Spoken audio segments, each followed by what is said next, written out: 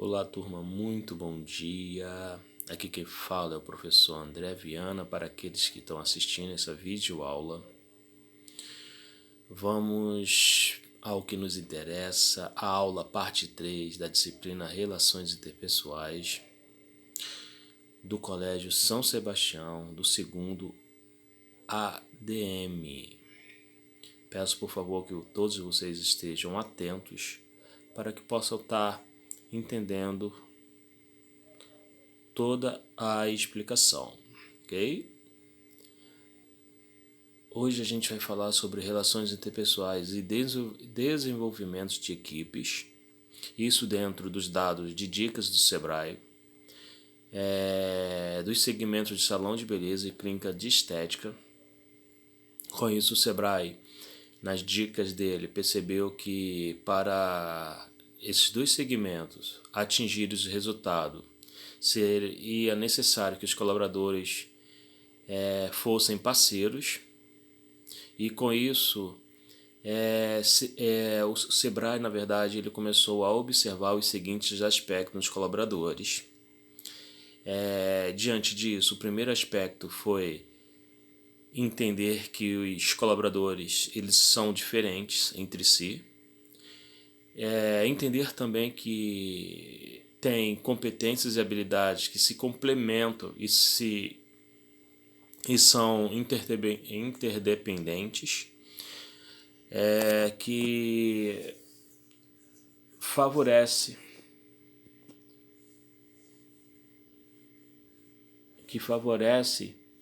a todos que atingem, os objetivos empresariais, ou seja, os objetivos da empresa.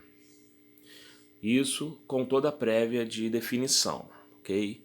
Para que todos os colaboradores possam estar inseridos num contexto de atividade, é necessário que essas diferenças entre si seja valorizada, não só as competências como as habilidades, para que tudo venha a ser um complemento de sucesso na organização. O segundo aspecto fala sobre os colaboradores, que fornece fonte de agregação de valor na introdução da inteligência, do seu conhecimento e do seu talento, que resultam um grande crescimento próprio e também da organização. O terceiro aspecto fala sobre esses colaboradores como parceiros únicos, capazes de levar a empresa ao sucesso. Isso porque todos esses colaboradores eles trabalham numa linha de espírito em equipe que fortalece o elo entre si e também o posicionamento deles diante a empresa, com foco em atingir os objetivos em cima das propostas oferecidas pela empresa. Nós iremos para o segundo slide, que falamos sobre um pouco de causas de conflito. Nós já sabemos o que ocorreu na segunda aula, parte 2, e verificamos algum procedimento de gestão de conflitos, ok? Aqui a gente está falando um pouco sobre as causas de conflito, mas justamente aquilo que a gente já viveu lá, mais um pouco detalhado. Bom, nós aprendemos sobre preconceito, que a gente tem que respeitar, tem que procurar ter empatia pelas pessoas. Grosseria, eu não falei no outro, mas existe a base do líder não assertivo, aquele líder que faz as coisas com grosseria, ou até mesmo um colaborador que é rude com um ou outro. Então, nas relações interpessoais é necessário que a gente abomine isso. E diante da pesquisa das dicas do Sebrae, foi necessário verificar essas causas, ok? Teimosia, sensibilidade exagerada, diferença de percepções, diferença de valores, diferença de interesses, competição, distorções na comunicação e luta por status ou poder e validade desmedida. Essas são as causas, na verdade, que traz conflito na organização e também entre si, entre as pessoas. porque cada um tem seu valor, cada um tem sua percepção, cada um tem sua sensibilidade de exagero, tem sua teimosia. Alguns são grosseiros, não que todos sejam, nem também que todos sejam teimosos entre si, ou entre outros meios que foram citados aqui por mim. O intuito dessas causas de conflitos diante uma atividade, diante um departamento, onde todos estejam inseridos para busca do sucesso da organização, é evitar que isso seja grave demais para que venha causar problemas futuros. Então, devido a isso, é necessário que todos os que estão voltados para a linha de gestão venham estar avaliando cada uma dessas causas, né? Competição, a diferença de interesse, tanto o chefe como o subordinado tem diferença de interesse, a empresa também pode ter um interesse, o colaborador, que seria o subordinado, também tem outro interesse, e a gente tem que respeitar para que não venha existir conflitos no meio de todo o processo de atividade no período de trabalho.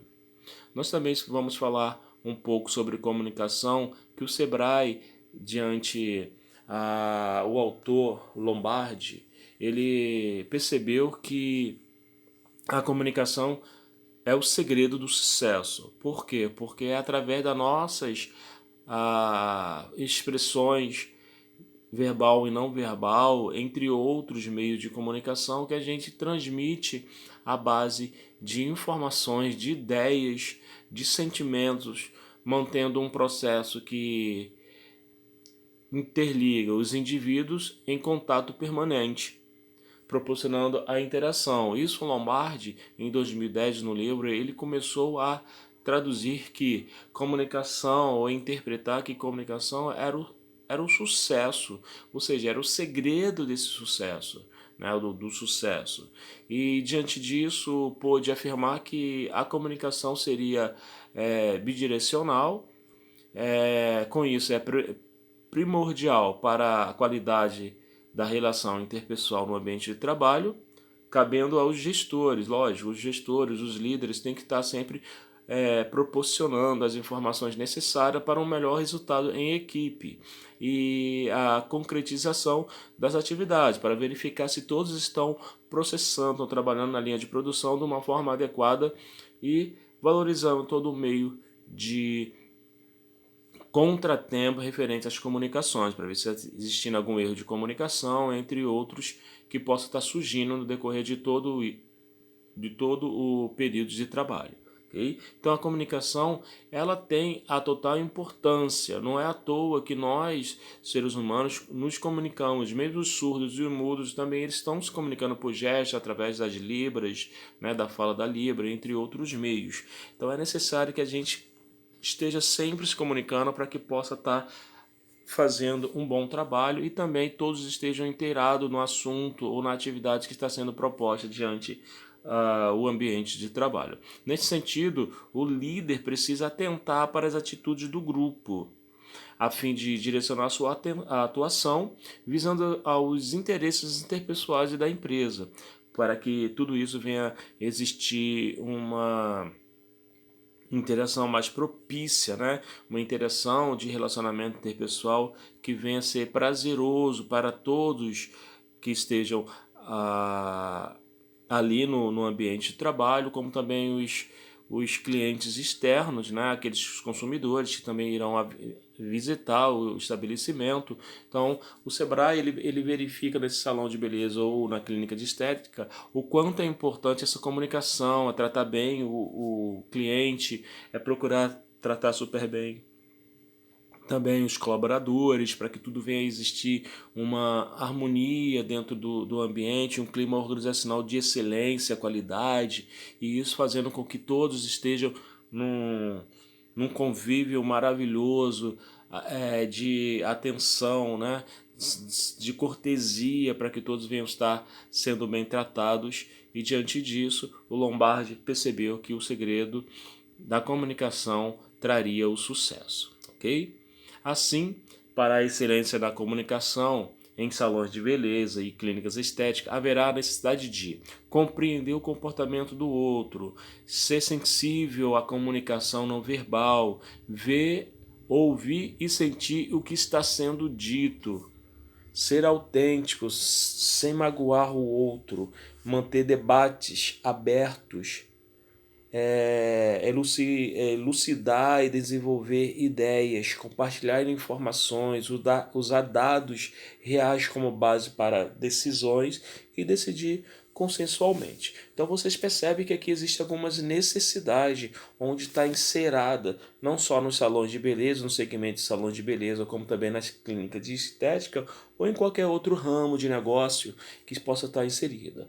Isso tudo envolve o relacionamento interpessoal de uma forma de compreender não só o comportamento do outro, como também a comunicação não verbal, que muitas pessoas são tímidas e termina transmitindo alguma informação através dos gestos do corpo, entre outros, né? O respeito de saber ouvir, de ver e de não agir por impulso, não causar mágoa nas pessoas, porque isso não é agradável. Então, para ter uma excelência na comunicação, é preciso estar por dentro de tudo isso, fazendo uso disso para o bom crescimento da organização.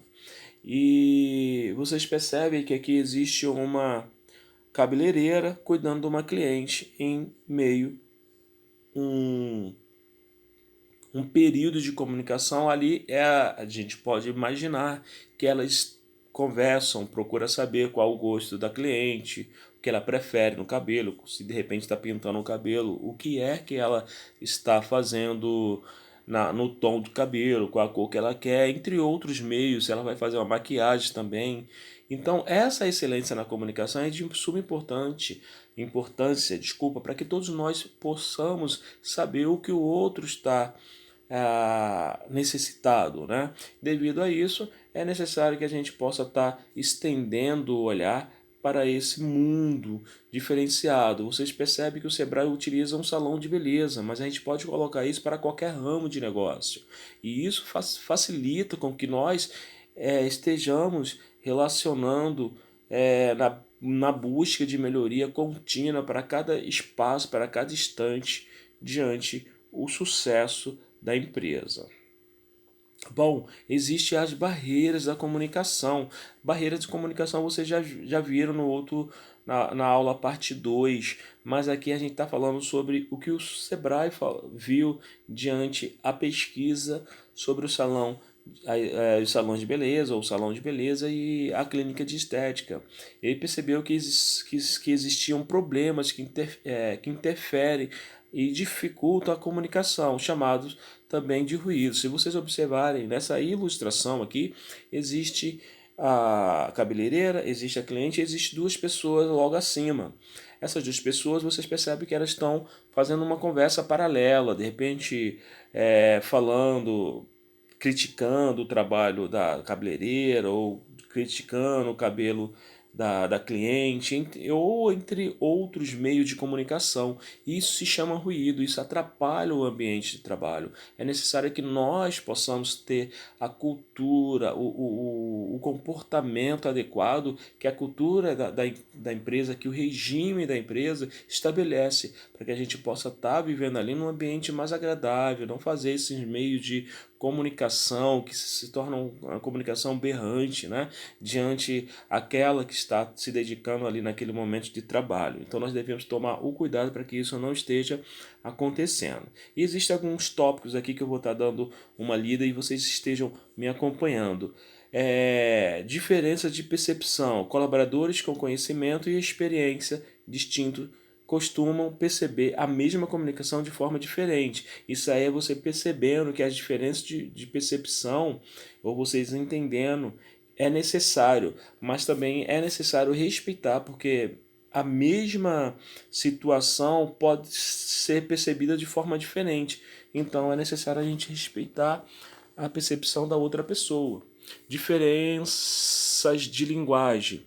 Uso de palavras que possibilitam diferentes interpretações e de termos técnicos para pessoas leigas em determinados assuntos. É aquela questão, eu vou falar palavras bonitas do dicionário e tal, só que tem pessoas que são leigas. E por que eu vou falar com aquela pessoa dessa forma? Não, eu vou procurar saber qual é a cultura da pessoa. Se eu perceber que uma pessoa ela tem uma forma diferente de falar, lógico, eu não vou tirar minha cultura, meu posicionamento, meus valores e querer falar igual a outra pessoa. Não é isso, não colocar gíria, entre outros meios de comunicação, não é isso. Eu simplesmente procurar falar as palavras mais fáceis para que essa pessoa possa ter a facilidade também de entender o que eu estou falando. Então essas diferenças de linguagem a gente tem que tomar o cuidado. Pode ser um cliente que tem dificuldade na fala, ter muito erro de português, quando está se comunicando, e entre outros meios, é necessário que a gente possa estar tomando a atenção e respeitar essas diferenças, ok? Reações emocionais, isso também é um tipo de emoção que possa influenciar na maneira com que vamos compreender ou passar a mensagem. Então, esse tipo de emoção é notável em qualquer pessoa. Isso vai influenciar com certeza a maneira que vamos compreender. Então é necessário que a gente procure manter a calma, procure um meio melhor, uma hora melhor para poder expor essas emoções. Inconsistência na comunicação verbal e não verbal. As mensagens são fortemente influenciadas por fatores não verbais, como os movimentos do corpo, a postura, os gestos, as expressões faciais, o contato físico, etc. Essas inconsistências na comunicação, isso é importante, porque através de algumas comunicações verbais e não verbais, a gente consegue saber se alguém está sabotando uma conversa pelo comportamento. Eu falo algo e no meu comportamento diz outra coisa. Então, as pessoas em si elas precisam observar o comportamento da outra pessoa, não é fazer um policiamento, ficar lá sufocando a pessoa, não é isso, mas saber se aquilo mesmo é verídico, se aquilo mesmo que a pessoa está falando na comunicação verbal é positivo diante da sua posição como comunicação não verbal. Então, assim, tem que ter um paralelo de um e de outro para saber se está sendo coerente. E por último, desconfiança. A confiança na mensagem pode gerar credibilidade. Desconfiança você pode até ter numa informação, numa mensagem que esteja recebendo.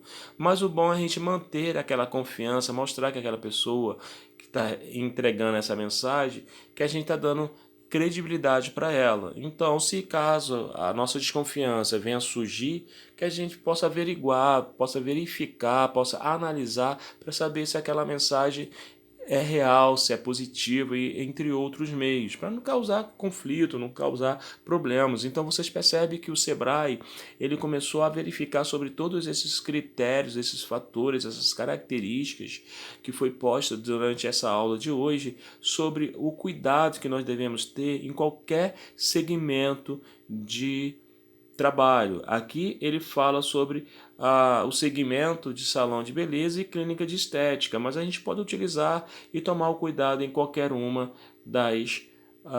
dos segmentos, dos ramos de negócio, ok? Nós finalizamos essa aula, espero que vocês tenham gostado. Por favor, vocês estejam atentos que logo mais às 11h40 aproximadamente estarei liberando a atividade de aula e com ela também estarei liberando a explicação da atividade. Um grande abraço e até a próxima aula.